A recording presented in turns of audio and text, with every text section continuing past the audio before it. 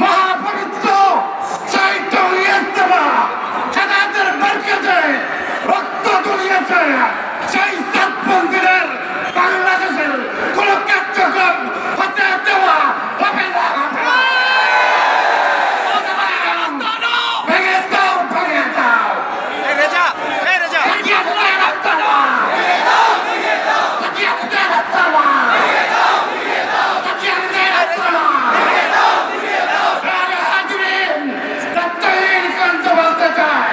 যদি বাংলাদেশের মধ্যে বাংলাদেশের সমস্ত মুসলমান এর সংগ্রামী বিক্ষুব্ধ জনতা এই পর্যায়ে বক্তব্য রাখবেন ছাত্রবাড়ি জুন দাওয়াত তাবলীগের দায়িত্বশীল মাওলানা দেলোয়ার হোসেন, জনাব দেলোয়ার হোসেন।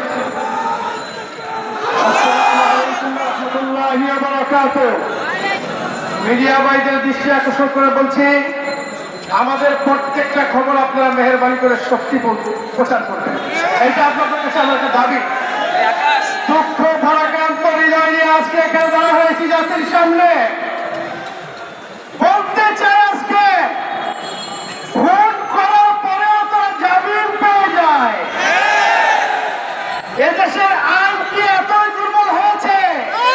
যারা প্রকাশ্যে খুন করলো, যারা প্রকাশ্যে হত্যা করলো, শত শত মানুষকে আহত করলো, তাদেরকে আপনার প্রকাশ্যে জামিন দিয়ে দেন।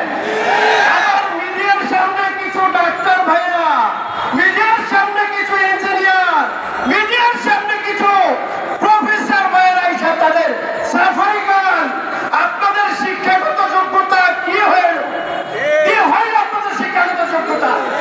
আপনারা বুদ্ধিজীবী, জ্ঞানী, এই জাতিকে আপনারা সঠিক রাস্তা দেখান, কিন্তু আপনারা মিডিয়ার সামনে এসে তাদের সাথে তাল মিলিয়ে, তাদের সাথে হ্যাঁ হ্যাঁ মিলিয়ে মিথ্যার প্রচারে লিপ্ত হইতেছেন।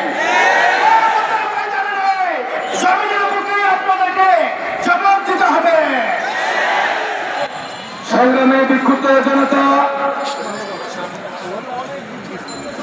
জুনের দাওয়াত তাবলীগের দায়িত্বশীল জনাব শাহ আলম।